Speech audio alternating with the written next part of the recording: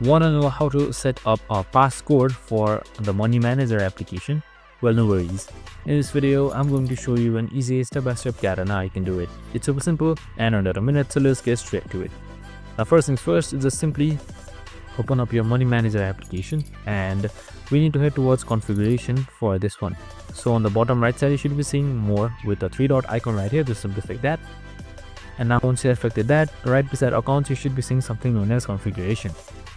And now once you have affected configuration, you can just simply scroll down a little bit until you see passcode. It should be below others. And now you can just simply set up your password right here and then re-enter. And once everything is done, your passcode has been set successfully. And that's it. I hope this video helped. If it did, make sure to like, subscribe, and tune in with us for more of these videos. See you in the next one.